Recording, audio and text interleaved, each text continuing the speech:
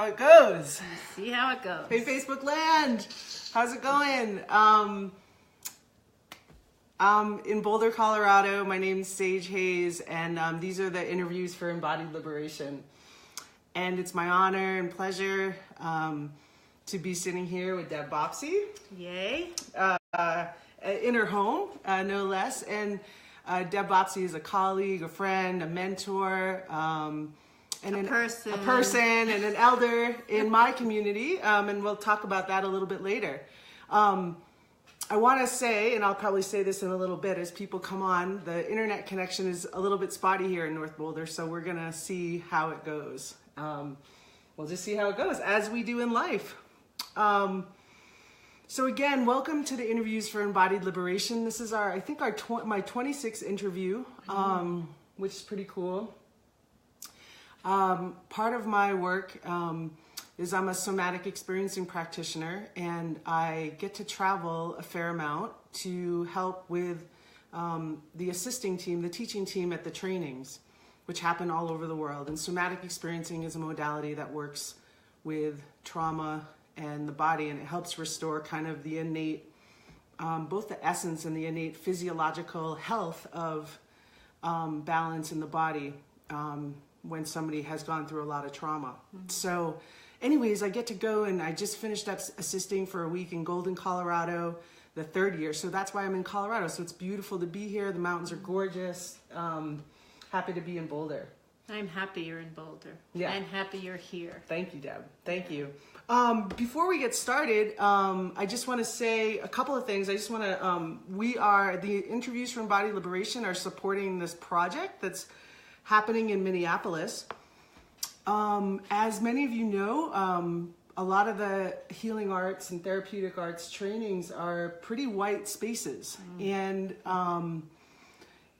created by white people, and it's, as a white practitioner myself, I'm working in all sorts of capacities to really push up against the edges around talking about racial justice, talking about social justice, talking about somatic social justice within my communities. And one of the ways I want to do that today is I just want to mention this project called the Biodynamic Liberation Building a Healing Justice Cohort Cranial Sacral Training that's happening in Minneapolis. It's a project that's fundraising so that 15 people, students of color, can go through the cranial sacral training, so that it's primarily students of color, and they've raised over, I think now it's about $15,000 to $17,000, and they're going for $30,000 because they want people to be fully supported and not having the financial access be a barrier. So Great.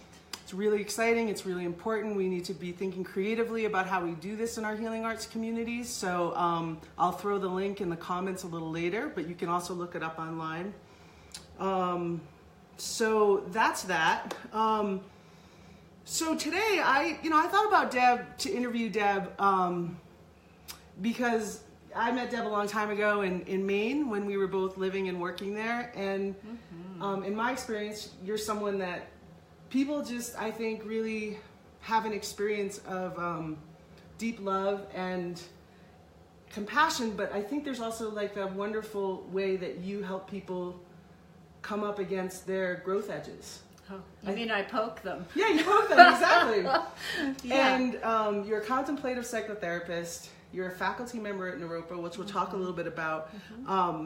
And I want to a couple things I want to talk about today, and we'll see where we go. We don't kind of know where we're going to go. I kind of want to talk about the perils and possibilities of transformation work, doing transformation work. I want to talk a little bit about what therapy is about, because a lot of people don't know what therapy is about, and kind of from your perspective. Yeah. And I want to talk a little bit about white spaces with schools and trainings and things like that. And as white people, how can we sort of keep pushing our edges? I think you're doing some great work around that, personally and professionally. So that's kind of my agenda. But I also want to just read this quote. Deb helped start this amazing school in South Portland, Maine. We had this wonderful practitioner on who's now the director of the school, called Roots and Fruits. And I contacted the original director this morning just to ask if you were to say anything about this person, what would you say? I know, I didn't tell you this. So I'm just going to read it to you, and thank you for Virginia Durrani, who's the director of Roots and Fruits. She says, if I could say anything about Deb, it would be Deb is an authentic, present woman who meets all people, clients, friends, family, from a place of patience, openness, and genuine kindness. She has a trust of humanity where she truly meets and honors all people where they're at in their process and moves from that point forward. So there you have it. That's a nice little, she's just good people, good people. A little bit of that got in. Some of it's on the outside. Nice. A little bit goes a long way. Yes. And I'll save some for later. Yes. Awesome. Yeah. So thank you for doing this. I know it's a big ask. You're welcome. It's great to be here with you. It's wonderful to be here with you. Yeah. I feel very tender and like my heart's very open just sitting with you. I know there's people out here, but I have such a deep love and respect for you. And a missing, a bodily missing that, I just feel, you can see it in my eyes, Yeah. Yeah. I'm so happy to know this person, and vice versa, right? Right. So that's part of how we start, is in connection. And that's part of why we do this live, because we want to be in connection, and we want to keep imagining new ways to do that. Absolutely. Yeah. So with that, welcome to the interviews for Embodied Liberation. Thank you. And maybe we could just start, and if you could just share a little bit about who you are. Yeah. Where you come from. I? Just a little bit. Yeah. Well, you know what comes up first? Yeah, I want to totally. say that I have an angel for a partner. And I want to say she's my wife, because that's not usual to hear. Not because she's my wife. I own her. No. And we have 3 beautiful children that live on the East Coast still. And that makes up a big part of my life. Many teachings from those relationships. And I see all kinds of hearts and moons, and it's so encouraging. These are people that are responding. Thank you, Isn't it so cute? It's so wonderful. It's amazing. They're with us. It's amazing. I know, it's direct. It's everybody's here. Yeah. So I live here in Boulder, and I'm in my 60s, which is a really different decade. I practice as a contemplative psychotherapist, as you said, and I work in Naropa University in the Graduate School of Psychology. And I'm not as nervous as I thought I would be sitting here right now. A little twitching here. But one of the things that we learned, I was a late student to psychotherapy and graduated in 2012. And one of the things we really practiced a lot was naming our experience. First of all, finding what is our experience, and not from here so much, because this can get really distorted. But from here, starting here, what's our experience, and can we just say it? So I want to say, and it's growing a little bit, the nervousness, where is this going to go, which is part of what therapy's about, Therapy's about, I always think of going into places I never dreamed I would go with someone, Both as somebody who's coming to therapy and as a practitioner? Absolutely. Yeah. Well, also, there's something that we learn about called mutual recovery. So it's never one way. Can you just say a little bit more about that? Because that's, I don't think, the traditional sense of maybe what therapy... I don't know what... when I think of sort of, maybe, I don't know, I'm not a therapist, but therapist is there's a therapist who's kind of the person, the space holder and the expert, and then there's the person who's coming to get support. So maybe say a little bit more about the idea of mutual recovery. That's pretty cool. I've never even heard that before. Yeah, so there's no way that the clients that I see or the participants that choose to come see me for psychotherapy, there's no way I'm not impacted by what's going on in their lives. There's just no way. Our roles are really different. But there's no way there's deep connection, so there's impact for both of us or all of us if you're doing groups or family work. So this idea that it's this way, it's really, in my perspective, for me, it's not true. So, and also there's this idea that our nervous systems contact each other. So our physical body, our spiritual body, our emotional being, as well as our intellect, we're constantly, sometimes I'll ask a client to lie on the couch. Would they want to do that and not look at me?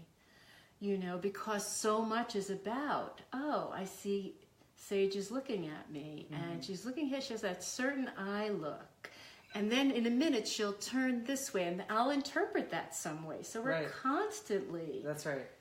Constantly in connection and constantly affecting each other, both in, or all in, not even both, in all kinds of ways. Some beneficial and some not. Yeah, which I think we'll talk about in a little while. I'd like to, for sure. Thanks for that. That's great. And I think that's really helpful for practitioners of all different types. Because I actually don't think I've ever heard a teacher talk about this before, which is bananas, because I've been in the healing arts for a long time, but I don't think I've ever really heard anybody really articulate as practitioners, as therapists or body workers, midwives. I'm sure midwives talk about it just because they're so cool. They're like so... That's definitely, a midwife is one of the things on my bucket list I won't get to this lifetime. That's amazing. Next lifetime or the time after. Okay. Because I'm coming back for a lot of lives. Yeah, well, that's such a cool invocation. Because midwives, they're at the passage of birth and death, and there's so much wisdom there. So I'm not surprised you're drawn to that. But just thank you for naming that. I guess I'll just want to say, and I'll just kind of move on to maybe like one of my first questions is there anything, sort of before as you were coming to therapy, did you have an idea of what you thought it was? And then now that you're sort of down the road as a practitioner and a teacher, and now you kind of have a real embodied lived experience of it. Is there anything that kind of, I don't know, sort of was surprising to you about it, or? Yeah. I'm thinking of a story. Some of you might have heard this story, and I probably won't get it exactly right, but there was a village in Africa that was, the women in that village there was some depression that was happening. This is a real story. A real story. Yeah. Some depression that was happening for the women in this village. And there was no money or resources, so a neighboring village that had a high school decided to train their seniors in just listening. So they trained them for 2 weeks in how to listen to someone, how to be present with someone, how to really listen with all of their who they are. And they sent these high schoolers out to this village to just listen to the women. I can't remember the details of how long, and within a month, the depression rate had lessened. So I think what I mean by that story is that it's not so mystical. It's about human contact. And in my line of work, I believe in something called brilliant sanity, or Buddha nature, or basic goodness, so that we're all born with this Buddha nature, just brilliant. And I'm just sniffing around for what's clouding it up.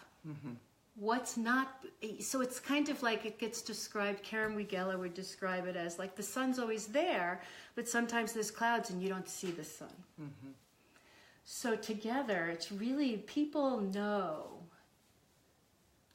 what's needed. And I'm really there to help them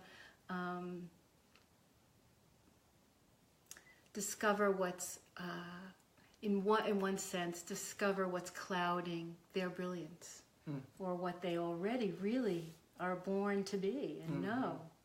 So, and everything has brilliant sanity, in my opinion, to it. Even someone that murders someone, there, if you dig deep enough, there is a want to alleviate suffering, which is brilliant. And it doesn't mean we don't act, or we don't protect, or we don't, but we can really broaden our understanding of why people develop strategies and do different behaviors in the world, to ourselves, to each other.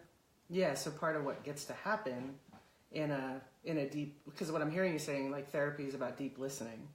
Like, the part of the practice of it is about that, and that if we're present enough and we hold the right conditions in the right space with even the most extreme behaviors, or the taboo behaviors, the violent behaviors, the harmful behaviors, like, if we slow things down and help to really just get underneath, keep getting underneath, and, you know, sort of helping to contextualize why, kind of cause and effect, you know, the history of why somebody might be acting out.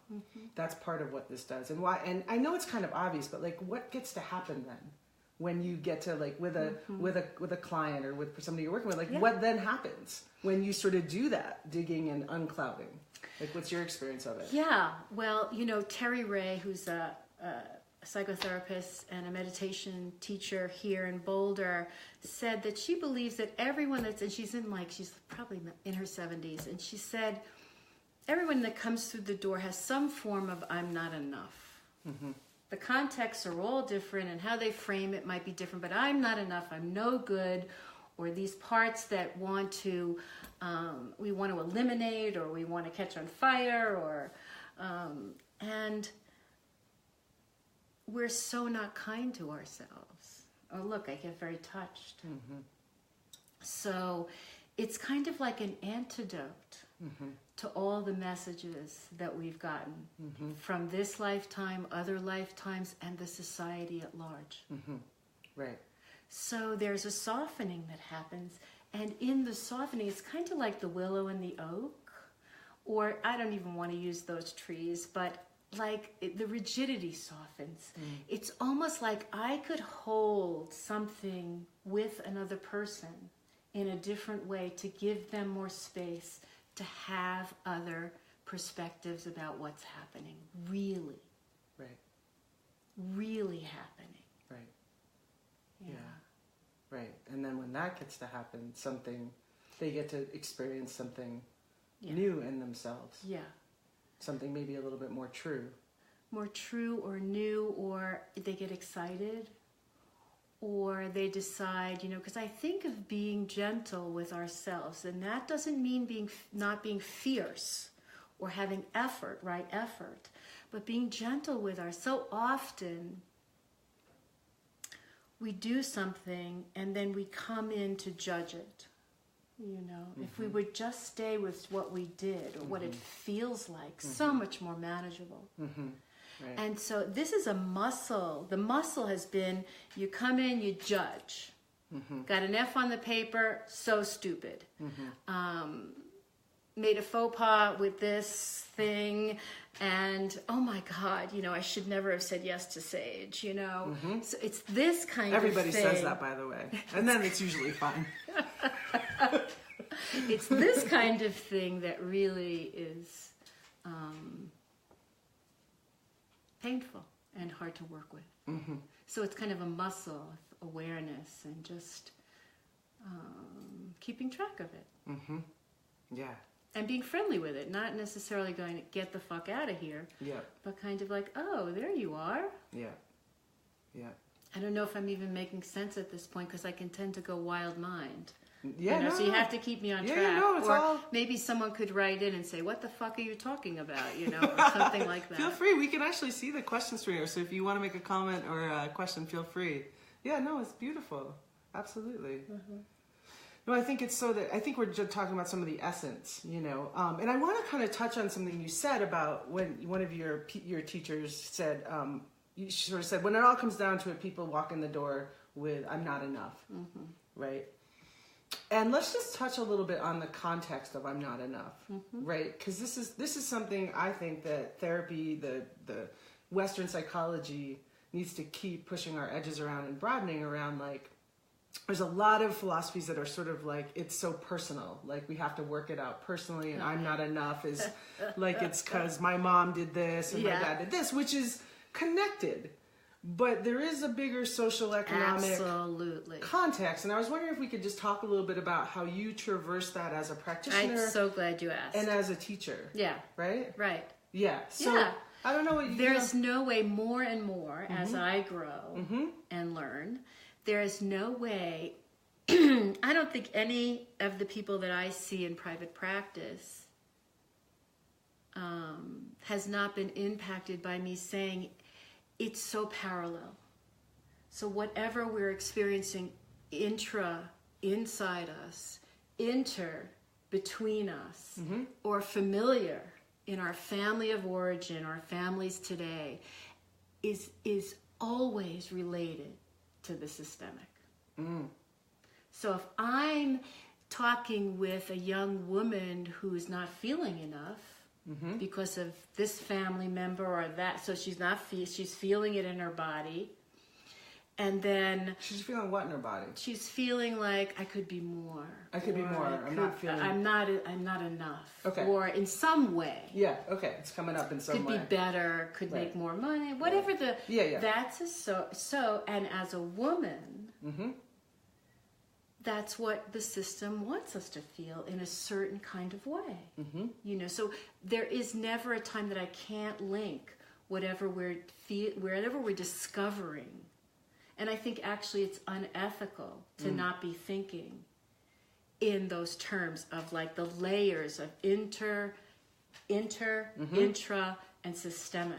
Okay, now this is great. Right, and I'm still very young. I mean, I'm old, but I'm very young in this. Right, and unpacking this. Yes, unpacking this. Yeah. But this is such an exciting and integral edge to any type of practice where we're holding space for healing, transformation, liberation. Right.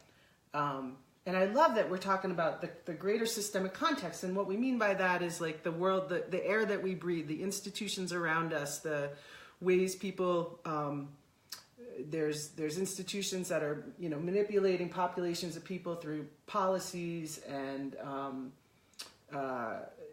policies and behaviors, cultural norm behaviors within the organizations, and then how that plays out within those institutions and trickles down into the communities and family and things like that.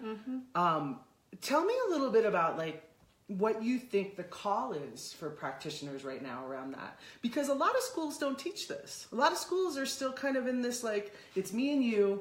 I'm the practitioner. What's wrong? Right? There's just that. And then if we sort of say, oh wait, this is a living dynamic experience here. Right, practitioner or vice versa, and then there's the environment that's living, breathing, and having impact all the time.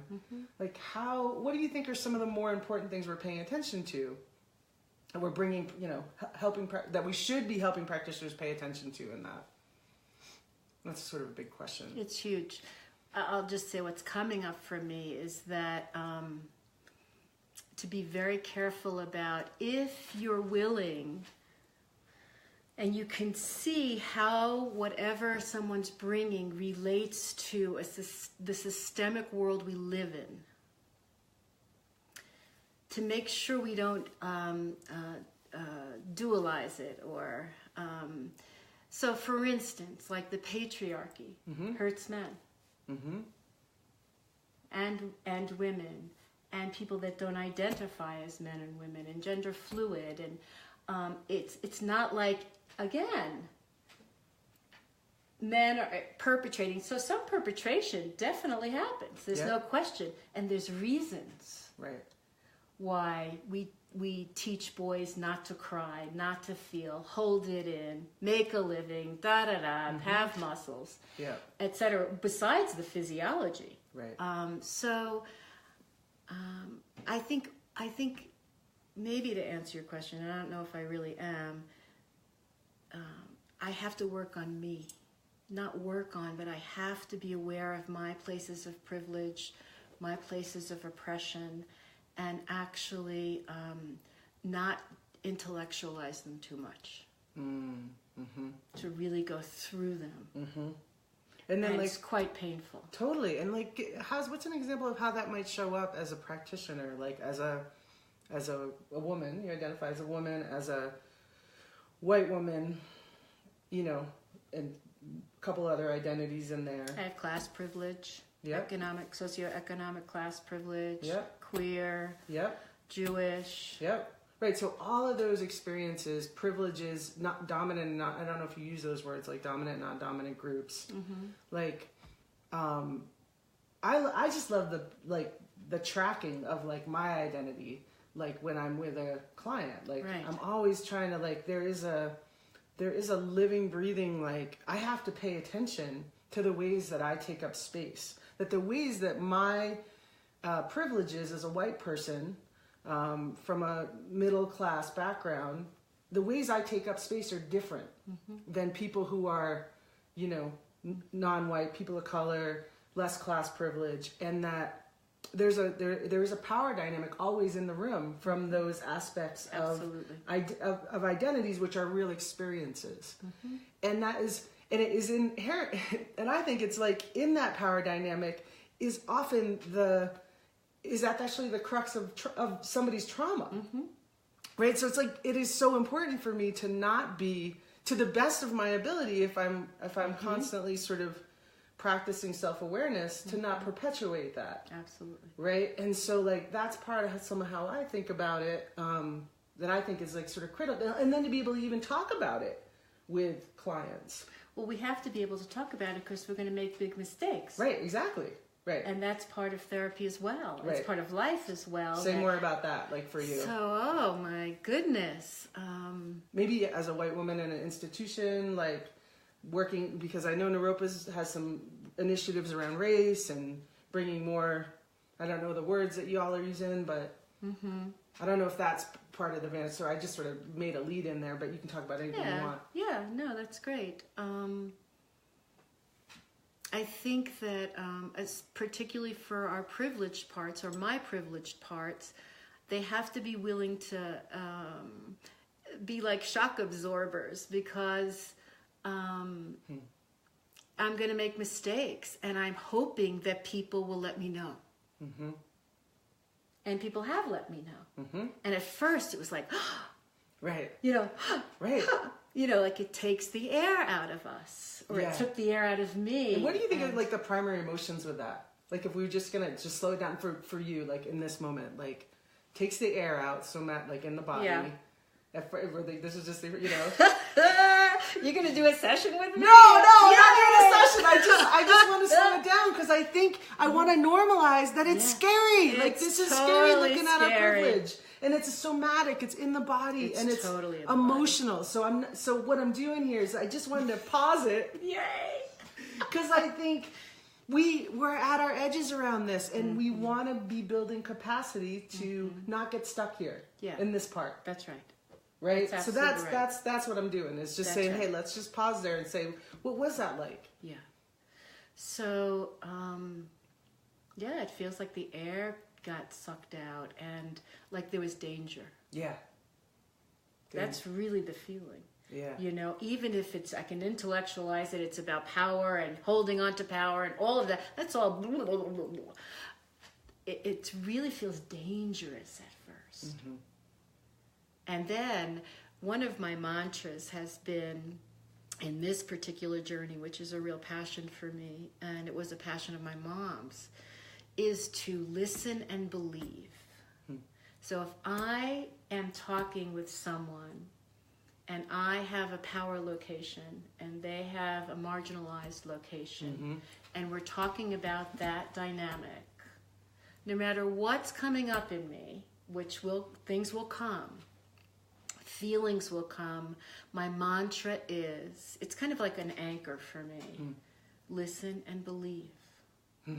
Listen and believe. That's all. I mean, it sounds so easy, and it's so hard because the privileged locations want to go, what the fuck? You know, that's not right, and has all kinds of ways of asking us not to listen and not believe. Oh, I see some hearts and stuff. And, yay! Who are you? Come, let's talk. You know, so it seems like a simple practice, but it isn't. Right. So believe and listen. So when you're power location, I've never heard that either. Like if you're in the power location as a practitioner, right, and there's some representation of a marginalized identity that you're working with, like your mantra has come to be to just listen and believe. Not even just therapy, just in life. In life, right, right. You know, therapy mirrors life. It's not like I moved my office into my home, not because of economics, but because I wanted to be less separate from our lives. Right. It's about people connecting and helping each other. Right. Really, just like soften. You know, a good friend of mine, Jenny Carter, we went to school together, and we had to do these gift presentations, and her gift presentation was her grandfather, I'm going to get it wrong again, but her grandfather would walk with her on the beach, and you know, when glass breaks, like a Coke bottle breaks, it's sharp and it can hurt you. Just picking up the little pieces, you know, I get cut. Of course, my skin's very old, and that's okay. But if the water really works with it, you know, and then you can see the sea glass, it's still there as glass, but the edges are softer. That's right? such a cool metaphor for working with privilege that's trying to defend itself, that's trying to protect itself. It's like being able to practice listening and believing, which increases our capacity to be with what's happening and softens it a little bit. Yeah, because privilege will often do whatever, like part of the innate like wiring of privilege is to protect itself. Totally. Right? That's how privilege gets to stay in place. And because privilege does not have to examine itself, because it holds the power. Right. It holds the standard. It's what things are. I still do that. It's when someone's talking about a doctor, I think male, white male, just comes up. It's the standard. Yeah. That it's very new. Right.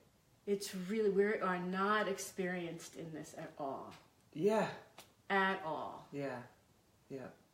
And so like for somebody out there who's watching, who's like kind of maybe not even at the edge of the pool, is like, you know, because this can be so overwhelming and the nervous system can go into, you know, like, I'm not even going to touch that. You know, I have so much privilege.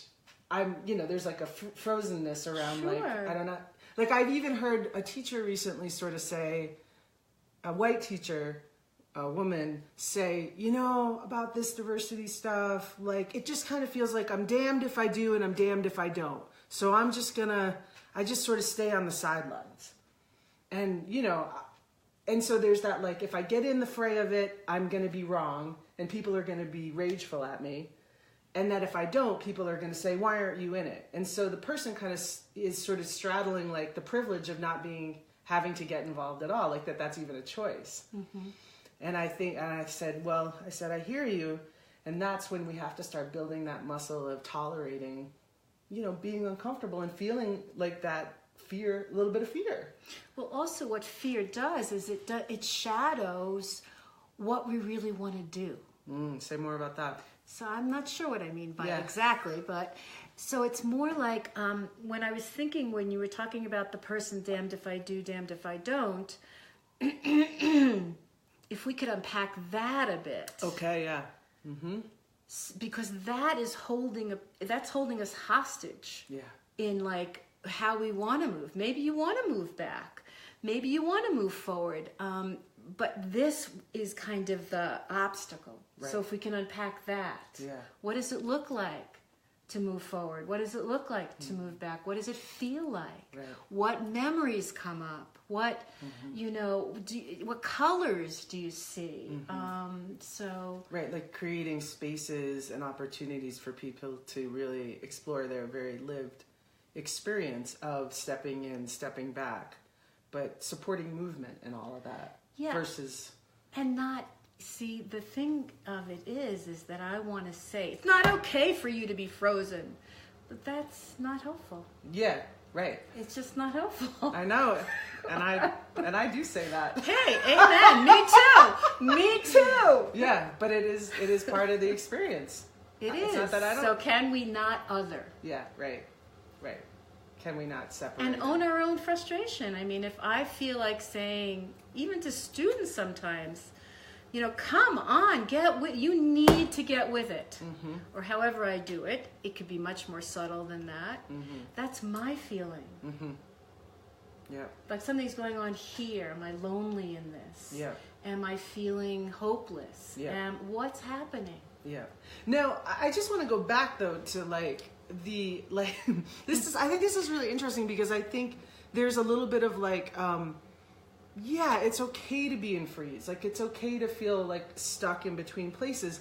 But then I think we can also get it's just this really tricky piece because I think, there's so much racism, so much classism going on. And how long can we sort of stay in it's okay to be right where you are? How do we hold simultaneously the truth of where people are if they're stuck in some freeze around privilege and action and doing some transformative work, but also there's parts, the world is really on fire right now, and marginalized people are getting more and more marginalized. Absolutely. And so how much of it is a privilege to say and I'm interested in not being in separation or othering. Yeah. But it's how to hold that simultaneously of the urgency of this work. That's my opinion, the urgency of this edge. Yeah. Collective edge. I don't know. I mean, when I hear the word urgency, I get a little nervous. It's been going on for so long. And we could have been urgent 200 years ago. Right. I'm not saying that we condone or we don't have feelings, but I'm more interested in sniffing around the frozenness to see how I could warm it up.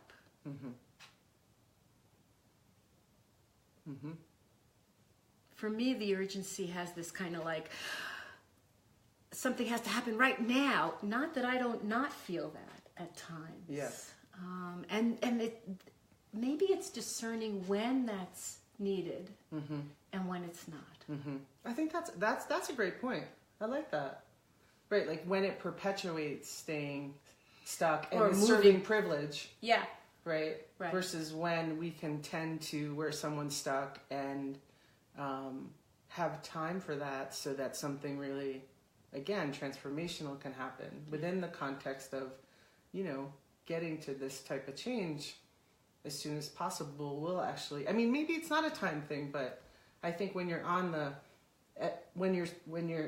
it's easy for us to sit around and say there's time, but if you're homeless or if you're in prison and if you've been profiled unjustly so, absolutely, I just feel like it's a really different vantage point. And maybe it's not, but I think it is a different vantage point. There's many times in Colorado, in Boulder, I feel, and this isn't even in my opinion, I won't qualify it, but there are times when I'm so tired of being the only queer person. I'm just sick of it. Is that true here? Oh, yeah, for me. Is it? I'm just really? I was just at a yoga retreat and someone very sweet was doing a business and was sharing about their business, and they're going to do a write-up about relationships, so they want to interview husbands and wives. Just something little like that. Totally. It's just oh man. And everybody else is eating. you know, and I'm going, okay, do I want to say something? Can I say, will it be digested? Not, I mean, there's 100 things that go on, believe me, right? I understand. Mm-hmm. And then, of course, I said something that was well received, but of course I had to discern, and you know, it gets tiring. So, and that's not being frozen to death. That's not being enslaved, imprisoned, murdered, legally murdered.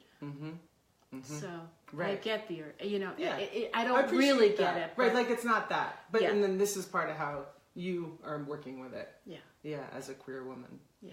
Yeah, that's often invisible in your community. Yeah. Yeah. Yeah, thanks for sharing that. Yeah. Mm-hmm. Yeah. Mm-hmm. All right. All right. Yeah, cool. Yeah. All right, so I don't really know what time it is. It's 11:51. Oh, perfect. So let's just I'll ask maybe one more question and we'll see where it goes. I want to ask something about like the possibilities of transformation in your, as a teacher, as a practitioner, as a space holder.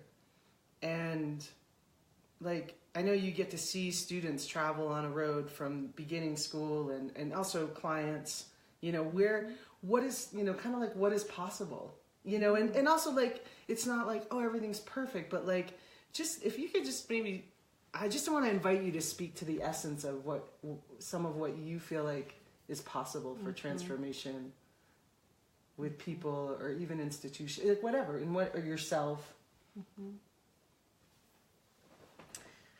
Wow. You know, I think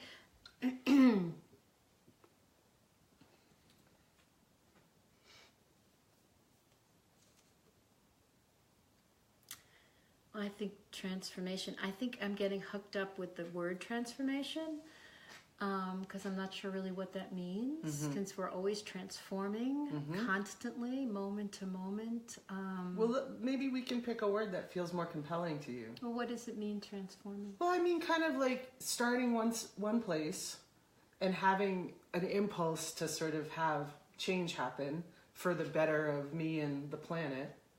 And sort of aspiring to that and having an impulse and moving toward that and coming to school for that or wanting to help people or, you know, not even know why I'm going to train in this or go to school in this, but knowing that there's something in me that's really needs a different type of tending to that will, you know, that will move with me and grow with me. And, you know, 6 months, you know, 2 years go by and all of a sudden, like, I'm a different creature. You know, I mean, not different. I mean, my essence is always the same, but, you know, the clouds have lifted more and I feel more myself, you know. And are you talking about me personally or what I've seen? Whatever's more, like, I remember I was talking about that story earlier. You know, I went to train with 2 colleagues out in Oakland with Lei Minhua, who's a Chinese American who trains in diversity and racism and to begin with, and it was like a supervisor training. And to begin with, whites were the minority in the group, so that was different for me, very different. And then all the white issues were not addressed. And by the second day, my 2 colleagues found me in the bushes, like kind of comatose. Talk about freezing. I was literally in the bushes, kind of curled up. Like in the bushes? Like in the bushes. You know, curled up, and they had to kind of like exercise. They're both therapists, thank God. They had to exercise me out. And at first, all of what I now see as a lot of my privilege and the power that was being protected made it about Lei Minhua not knowing how to do groups and how could he leave anybody out, and you know, these are very subtle ways that my whiteness comes in and goes, this is not I need attention, I deserve attention, I'm like anybody else, etc. and so on. And it took me years. And I came back to Boulder and I got support for it. You know, I knew exactly where to go to get the support to build my case. Okay. So to build your case, like you were right. I'm a good white person, and I should have had some this attention. Experience. Yeah. And I love this story. Thank you for sharing. Go ahead. And then about a few years later, after many wonderful people working, not even working, just befriending me and really challenging me in ways that were really painful, but quite profound. And I realized I was just having a very, very small taste of what it has been like. Oh, look, I'm going to cry. For people of color in this country. And they're so practiced, hundreds of years of practice, and this was my first taste. And this is something else we talked about recently, like back here in this interview, about it being new. Yeah. But that's really what I was going through. The experience of that. Of not being privileged. Of not, and of that perceived part as privileged, because you were still privileged. Oh, I person, definitely but, right? was Just want to privileged. clarify that. But Definitely privileged, but not being treated attended. as the center. Absolutely. Right? Maybe a different way to say that. Thank you. Yeah, no, that's okay. Good. No, Yeah, cool. Different ways to say it is very good for me. Yeah. Well, and also, just like, how could I be ignored? I mean, I really didn't have that in my repertoire, but that's really what it was like. Like, no. Yeah. No. Yeah. I could even see my body kind of get rigid and puff up like a bird, like, or something. There's that somatic response of entitlement. Total. Right? Somatic response of entitlement. Right? That's all. Yeah. That gets wired into I can't even remember the original, the transformation. Yeah, I see people do this all the time, and it's I was also saying to you earlier that it doesn't happen usually in such an extreme way. People change and morph and transform and find their hearts and their basic goodness, and you have to train yourself to see it. We don't leap the staircase, we take a half a step up. Yeah, and then usually a couple steps back. Yeah, I think. Yeah. And that story, that experience. The other thing that's coming to me too is I read this article years and years ago, probably in Cosmopolitan, some ridiculous magazine like that. And some of the stars, the real, like movie stars, had written in that, oh my God, they got to be stars, and they looked back on the path, and they did not appreciate what really was the richness was the path to get there, not the stardom. And so when people come in and go, I gotta be here. Yeah. Well, you're already doing it.